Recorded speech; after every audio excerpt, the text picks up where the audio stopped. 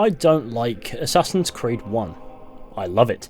Over 15 years on now, I find myself having a love-hate relationship with this game. On the one hand, it's a dark, gripping take on the Third Crusade, an intriguing, simple narrative jam-packed with all the mind farts you could ever want, not to mention a technical feat of the mid to late 2000s that innovated and pushed the entire industry forward. But sadly, on the other hand, the game has become a beacon of wasted potential. A game completely nullified and undone by the sequels that released within the decade and a half after it. And now all we're left with is bloated RPGs with no sense of a narrative to follow, designed to sell you microtransactions that have little to nothing to do with the core identity established by Assassin's Creed 1. And fuck knows how we got to all of that from this. My disdain for what's become of my once upon a time favourite franchise is a difficult obstacle to overcome, even when looking retroactively at the original Assassin's Creed. The plot they set up in this game and then follow up with in Assassin's Creed 2, Brotherhood, Revelations and even 3 gets pissed away and concluded in a comic, so they continue pushing out their bloated, nonsensical, wet-willy power fantasy RPGs. But this seething hatred that I don't vent very often is getting me carried away. This video isn't about the state of Assassin's Creed.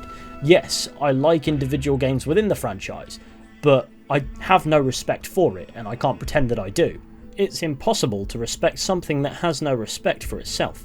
But Assassin's Creed 1 will always have a special place in my heart, so now that it's 15 years old, I felt like this was the perfect time to do a video singing its praises, even 15 years later. And so I guess that's sort of what we're going to do.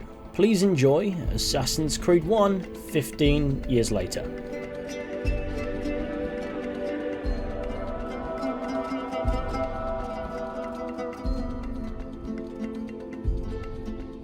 Before we get properly going with this video, I would like to spare a moment to talk about today's sponsor, the Ridge Wallet. The Ridge Wallet is the future of carrying our bank cards, a small, compact wallet that holds up to 12 cards plus room for cash, coming in over 30 different colours and styles, including carbon fibre, burnt titanium and my new personal favourite, forged ember. Just look at how snazzy this looks. Looking sleek isn't the only perk these fancy wallets offer.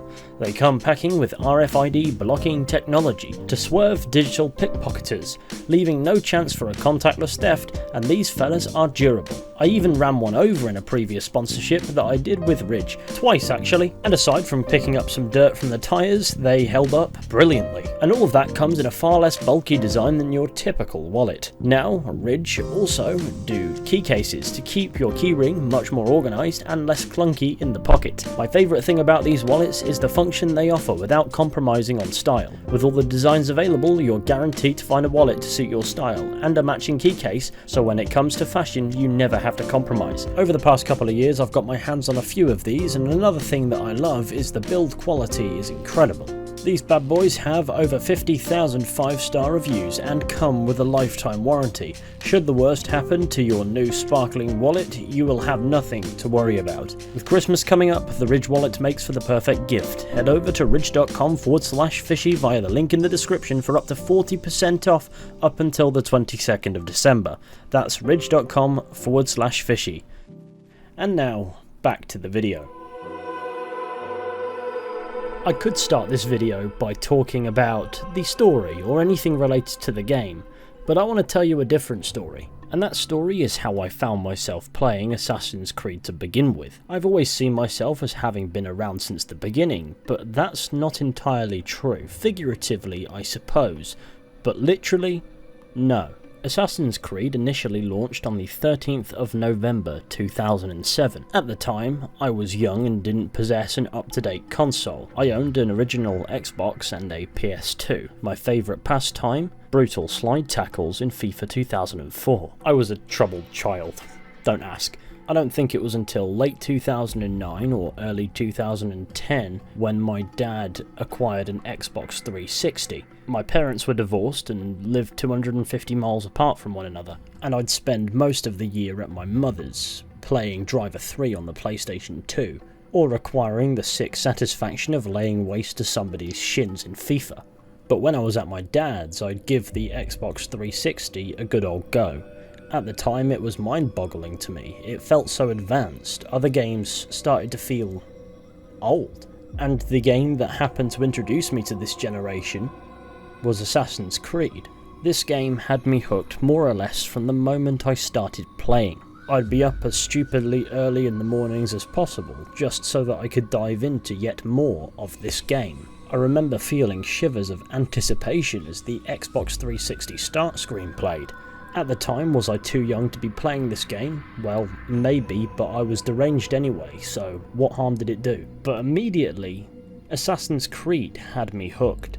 I was totally immersed in the dark atmosphere of the Holy Land during the Third Crusade. The very concept of a secret sect of assassins fighting the Templars, operating between the lines in the history books, was a notion that really gelled with me.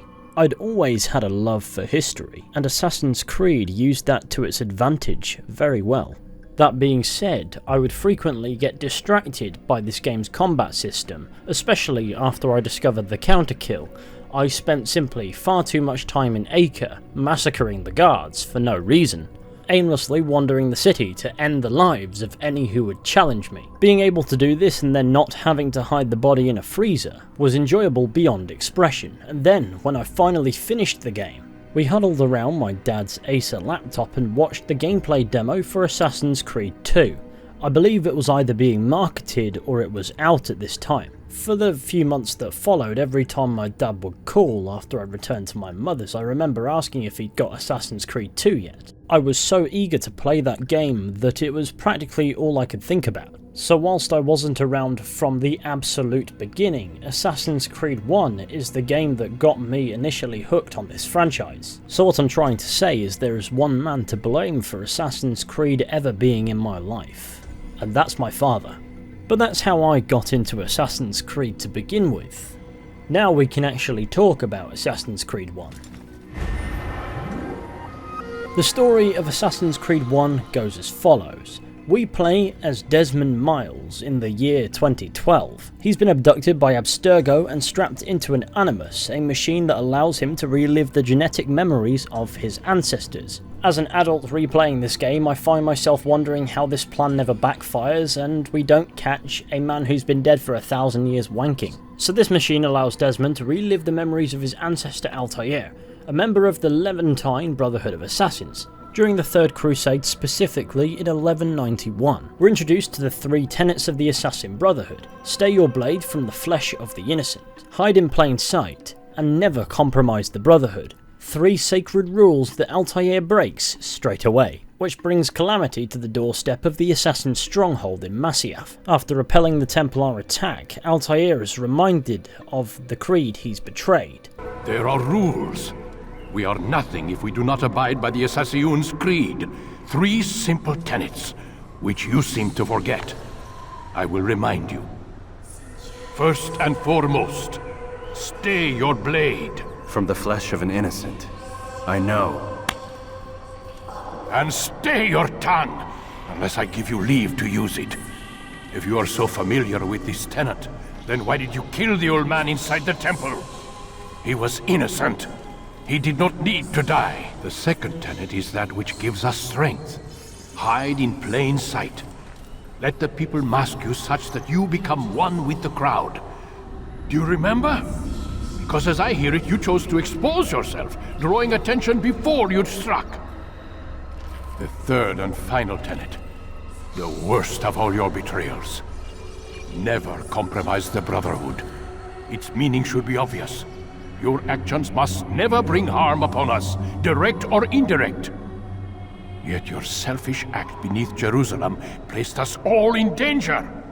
Worse still, you brought the enemy to our home. Every man we've lost today was lost because of you. The importance of the tenets of the creed are established immediately. The consequences of what happens when you violate them, when you ignore them, when you think you know better. Going forth from here, this helps explain why assassins work in very particular ways. But suddenly for Altair it's seemingly too late and El Mualim appears to stab him.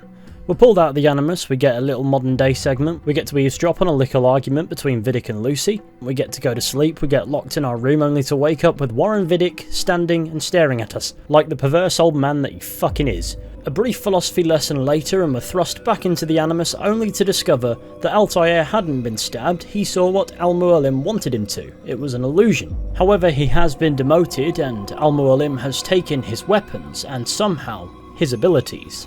I'm not entirely sure how you can be forcibly untrained, but it's whatever.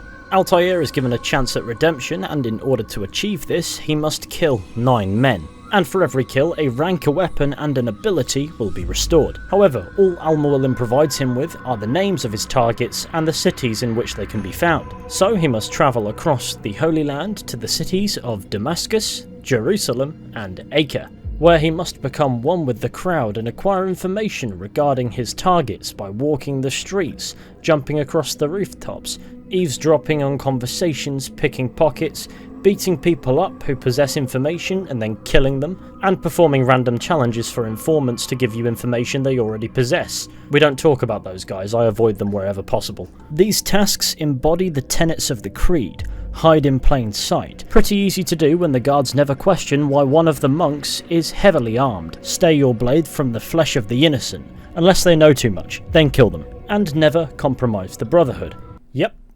Nothing to see here. And finally, once you've acquired enough information to go off, it's time to carry out the deed and Altair must kill his target. At which point you get these White Room confessions in which the targets explain away their actions, and in some cases explain away yours. At first, their final ramblings seem that of depraved men, but as the plot goes on, you feel this overarching sense of mystery as a broader conspiracy reveals itself. These men are Templars, and their goals aren't too dissimilar from the Assassins, but their methods vary, and despite witnessing their egregious actions, in their final moments, sometimes you can't help but like them. With each killing, Altair's mind is filled with more questions than answers. This causes him to become less arrogant and more open-minded and self-aware, challenging his mentor's explanations for what's going on, not from a place of insolence like before, but simply because something just doesn't quite add up. There is more to this than the mentor is letting on, and, seemingly as part of his redemption, Altair must unravel it. And with it he comes to understand the meaning behind the Brotherhood's maxim. Nothing is true. Everything is permitted. This motto is vague and a stroke of genius because its meaning is what you make of it, and this is what Altair makes of it. What is the truth? We place faith in ourselves. We see the world the way it really is, and hope that one day all mankind might see the same. What is the world, then? An illusion. One which we can either submit to, as most do, or transcend. What is it to transcend? To recognize nothing is true and everything is permitted. That laws arise not from divinity but reason. I understand now that our creed does not command us to be free. It commands us to be wise. Altair comes to understand that society's perception of the world is inherently skewed, and the illusion created by people is what crafts reality. And the latter half of the maxim everything is permitted is not permission to do whatever you please, as Altair once did, but rather a recognition that nothing is true also extends to laws. But regardless, in the end of the day, one must take responsibility for their own actions. The Creed does not command assassins to be free, as Altair puts it, but one must use their own initiative and think for themselves. This is a fascinating concept to establish because, in a different degree, you can apply such a statement to the world around you, as the consumer. It may be a video game, but the statement is so broad that it could in theory be applied to the real world. Assassin's Creed 1 establishes Altair's character development as the means through which we explore this story's very concept. And away from the story, the game is designed to completely facilitate that. But we'll get to the gameplay in a minute. The narrative of the modern day in Assassin's Creed games is often an aspect overlooked primarily by itself. In the modern day, as the story progresses, Desmond experiences something called the bleeding effect, in which he adopts the muscle memory and skills of his ancestor after reliving their memories. It's presented as being a potentially hazardous byproduct of prolonged exposure to the Animus. However, for the most part they leave exploring that until the Ezio trilogy, but in this game, all we see are its positives. Desmond is adopting Altair's skills, and in a limited quantity we can use this to snoop about. For example, you can find out the password to Vidic's laptop.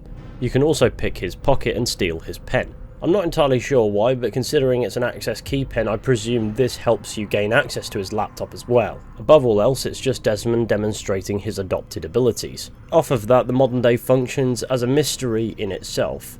Who are these Abstergo people, and why are they doing this? It doesn't take long for us to discover that Abstergo are the modern day Templars, and they're combing through Altair's memories for information that they refuse to disclose at first. For the most part, all there is to do is be a good little guinea pig and play the game, but you do get the feeling that answers will come. Snooping around will hasten this progress, as we can discover that the Templars are in fact looking for pieces of Eden. Artifacts like the one found in Solomon's Temple by Altair at the beginning of the game. Though, credit where it's due, it was retrieved by Malik, because Altair thoroughly cocked that one up. Throughout the game, this piece of Eden happens to be in the possession of Al-Mualim, the Mentor. As we approach the latter stages of the narrative, the game invokes the ancient storytelling rite of Plotus Thickenus.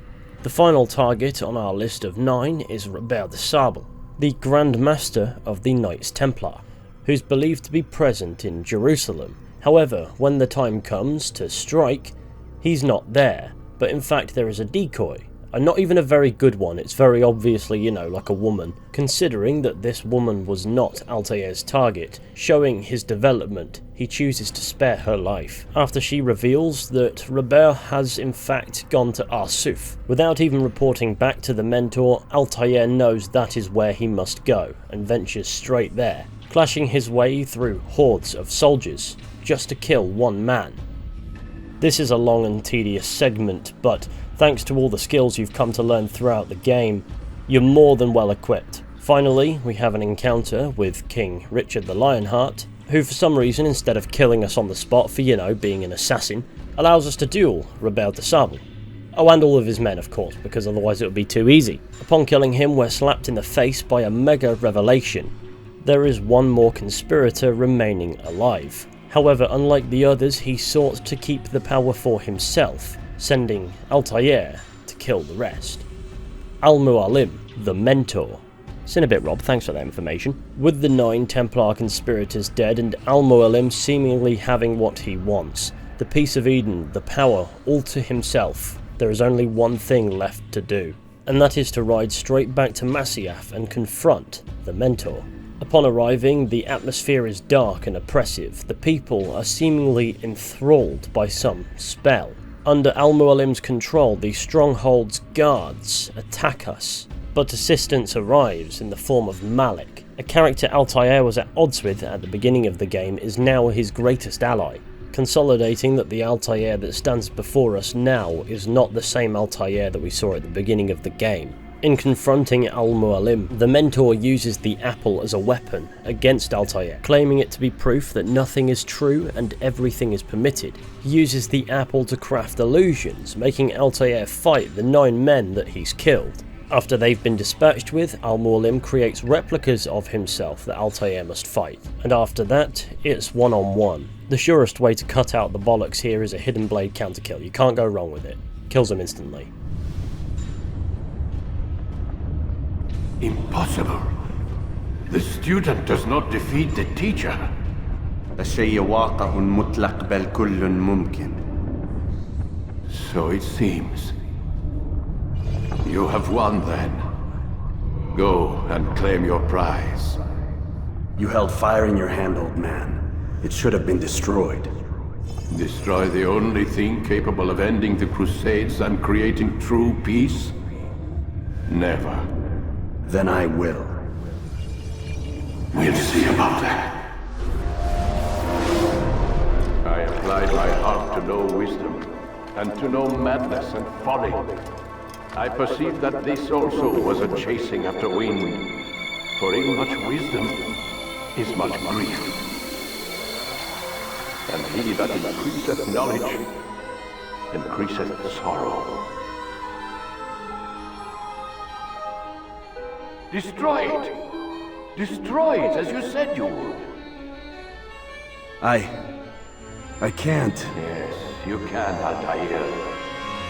But you won't.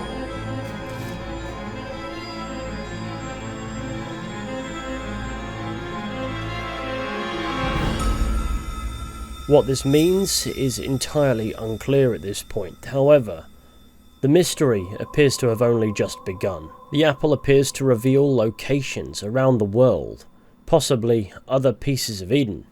When we return to the modern day, what we witnessed is confirmed. That appears to have been the information that Abstergo was after. With Desmond's usefulness now behind him, all that remains is to return to his room. But before he can, thanks to the bleeding effect, he accesses eagle vision and can see symbols painted on the floor and then on the wall in his room. Oh my god. Looks like... is that blood? The hell were they keeping here before me? And what happened to him? What does it mean, I wonder?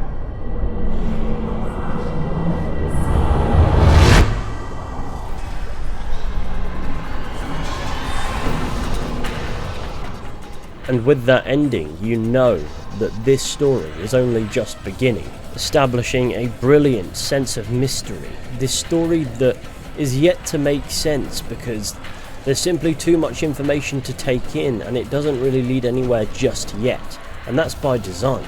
Regardless of whether or not Assassin's Creed in the long run lived up to its narrative potential, spoiler alert, it didn't, Assassin's Creed 1's story did a fantastic job of establishing this universe and this lore. When I finished this game for the first time all those years ago, I was immediately hooked.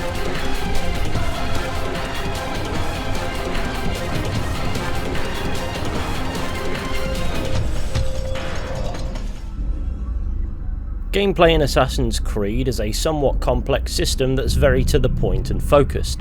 It's not the most intricate by any means, but for 2007 it was pretty groundbreaking. At its core, it's broken off into two categories: actions that are high profile and actions that are low profile. Low profile actions are used to avoid drawing attention to yourself, for example gently pushing through a crowd to avoid knocking people over, especially if they are carrying things, because if they drop them, that does draw attention. And if you bump into them without utilising the gentle push, then they can knock you over as well, and break your flow. Walking is considered low profile considering you have to press and hold the right trigger to activate the action-oriented moves. However, I'd argue that it straddles the middle ground because there's nothing inherently high or low profile about it, it depends on your circumstances. Running on the other hand is pretty high profile and will draw attention to you. The use of activating your action-based button set by holding the right trigger allows the game to map two separate controls to one controller. The low-profile actions work best when combined with social stealth, which effectively embodies the hide-in-plain-sight tenet of the Creed. You can blend with crowds of monks to literally walk right past anybody, sit on benches, and use line of sight to utilise the streets to benefit your stealth. Besides that, you've got hiding spots like wells, haystacks, and roof terraces that aren't really social stealth, but they can be utilised in tandem. The detection system also works well with this, as the guards have 3 levels of detection. So if you see a yellow eye or an amber eye, it means that you're visible. If you see a red eye, it means that the guards are suspicious of you and your actions. And if the entire icon goes red, then you've been detected. If the entire icon then goes amber, it means you're still detected, however presently you're not visible.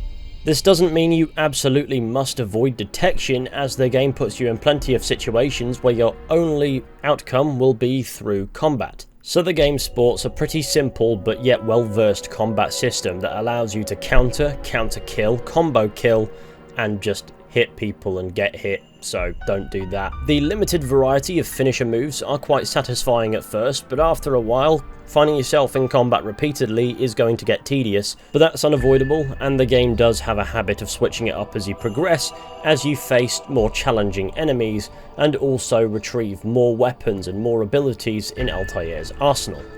When you want to be in combat, it can be a lot of fun. but if it's forced on you at any point it can be a bit of a pain in the arse. But whether you're aware of it or not, that only typically happens due to player error or because it's a part of the story, and you're typically allowed to run away and find a hiding spot, and then you can rely on the social stealth aspects to avoid being detected in future. Moving on, when discussing Assassin's Creed and its gameplay, there is a massive elephant in the room, and that is the parkour. This is the mechanic that made Assassin's Creed 1 stand out all those years ago. The parkour perhaps allows you to traverse the cities a bit quicker than you would be able to whilst on the ground. Instead of weaving the streets, the cities are densely built enough that for the most part you can probably head straight to where you want to go.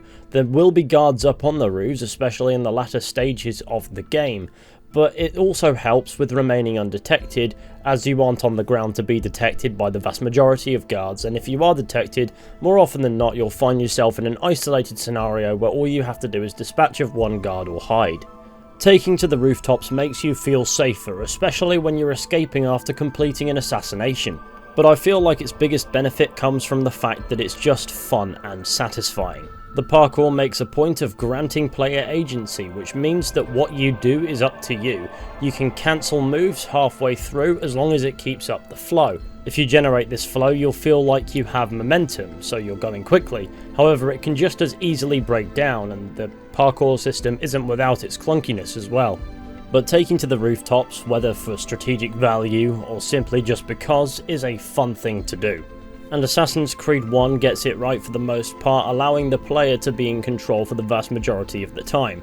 We can choose to cancel actions whenever we want if we feel like we can increase the speed of what we're doing, and this in turn is a way to reward the players who take the time to learn how the system works. I am far from the best at demonstrating how the system can be used at its full potential, so my footage may not flatter it. That being said, Assassin's Creed 1's parkour is more feeling based than aesthetics, so it's not the most pleasant to look at, but when you're playing it and you do something well, you know you've done it well and you feel good about yourself. There's no mechanic in Assassin's Creed that just sits there to look pretty. The gameplay thoroughly aids the storytelling throughout. Also, I wanted to mention that if you harm civilians, you lose synchronization, which is effectively your health bar in the top left corner. However, once you finish the game and if you replay any of the sequences, you can just kill them as much as you want. It doesn't affect it then. I think after you finish the game, the developers know that you've been itching to murder some civilians, so go genocidal if you want. The gameplay is certainly dated, being 15 years old and all that, but it holds up better than you'd expect. For its simplicity and its absolute relevance to what's going on, I'd argue it's probably one of my more preferred gameplay systems that I've seen in Assassin's Creed over the years. They took it and they evolved it with Assassin's Creed 2, Brotherhood and Revelations, made it quicker, made it suit that time period a bit more, but at its core it was still just as good. Assassin's Creed gameplay didn't need to be fancy or flashy, it just needed to work, and it needed to suit being an assassin. And this game does that, most of the time. Just let me pick this man's fucking pocket, man. I'd certainly take the franchise's 2007 gameplay over whatever on earth they've got going on now. I mean, I know the latest Assassin's Creed games are barely even about assassins, which is a problem in itself, but the gameplay has also become a clusterfuck of menus combined with slapdash RPG elements such as dialogue options and generic power fantasy combat, which by the way you will find yourself in 95% of the time because the stealth barely works.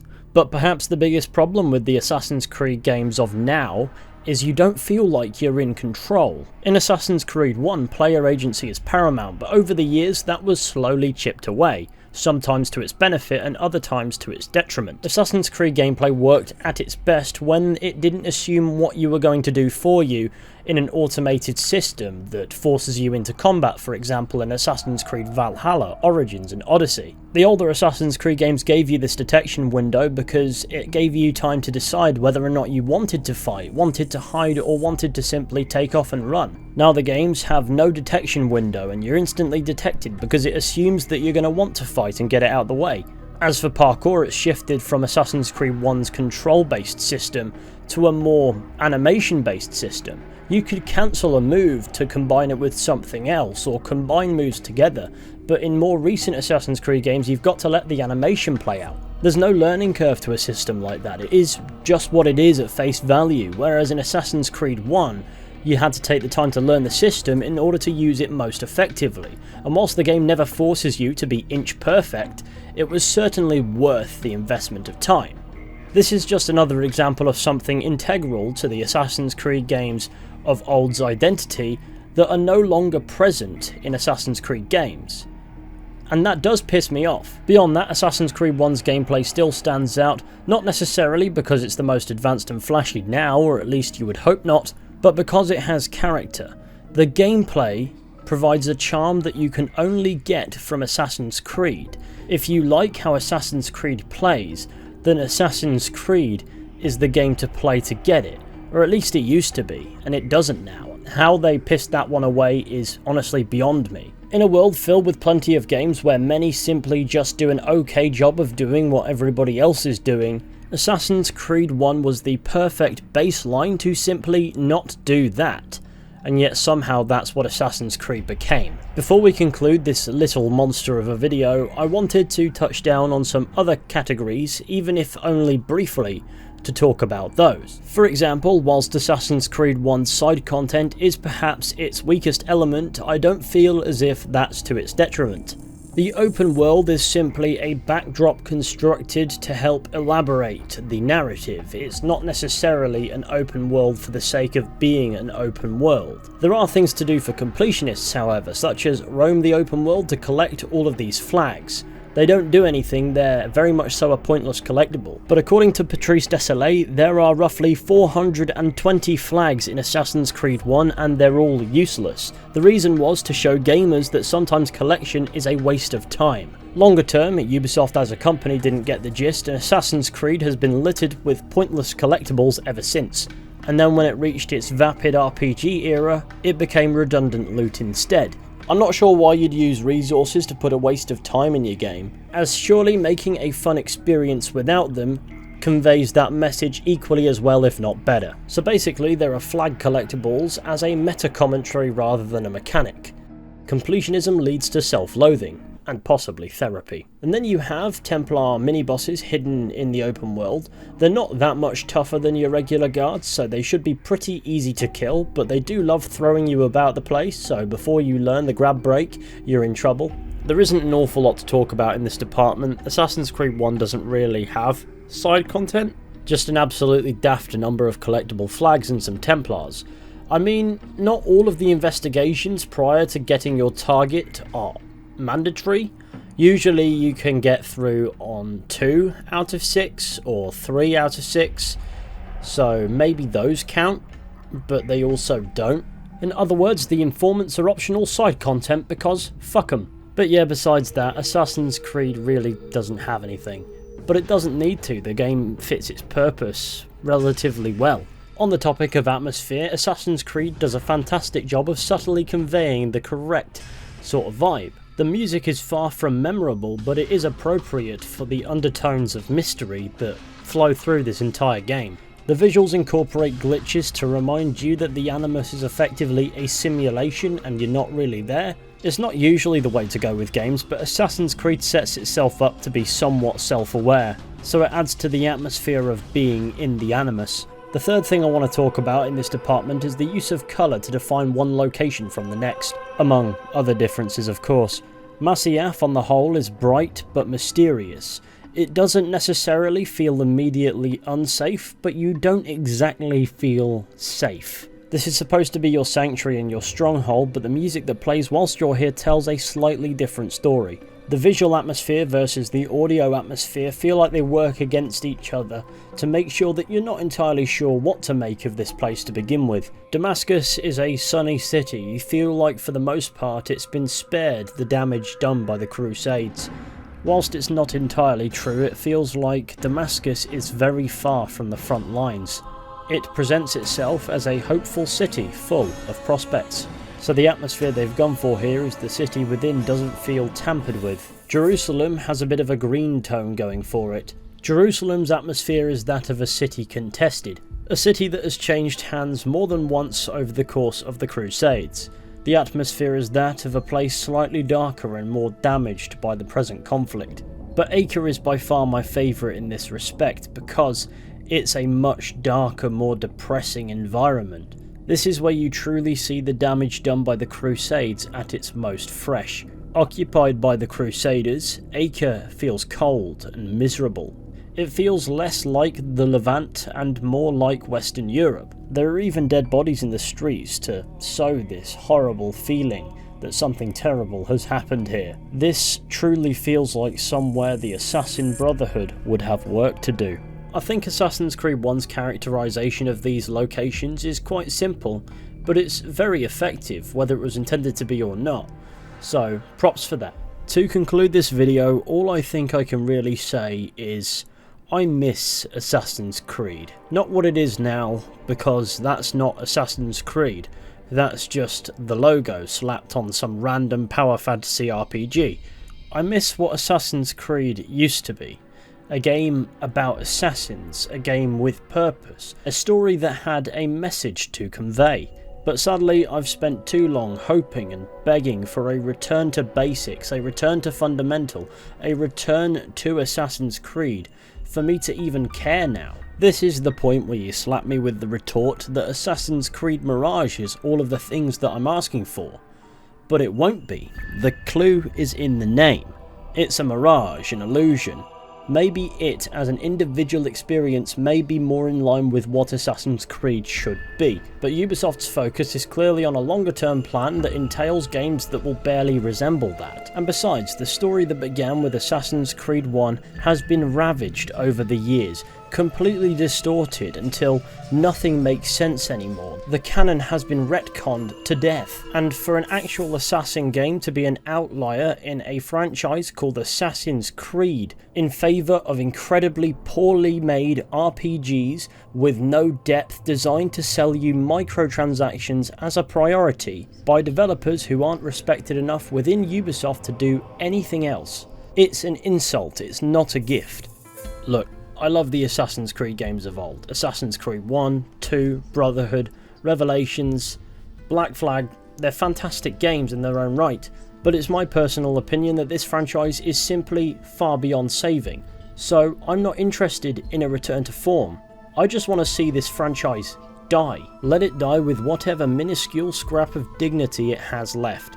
But that will never happen because it's a money cow. For all the long-standing video game franchises that have withstood the test of time, I struggle to understand how Assassin's Creed has become the most fundamentally ludicrous of the lot. Really, how did we get from this to this? I don't run from the fire! I am the fire! You can't vomit out something like that and then spit out a game that may loosely resemble something about assassins and say that the franchise has any sense of direction or identity, because that's just not true. But no matter how inconsistent the recent Assassin's Creed games may get, I will always hold love for the originals. Assassin's Creed 1 will always be worthy of the esteem it has in my opinion, and I'm sure I will play it again and again and again, because letting go of reality and immersing myself in this gritty historical science fiction is equally as fun as it was in 2007. I only wish I could wipe my memory and play it for the first time again. As for the state of the brand today, I'm sorry Assassin's Creed, you truly deserved better. Thanks for watching.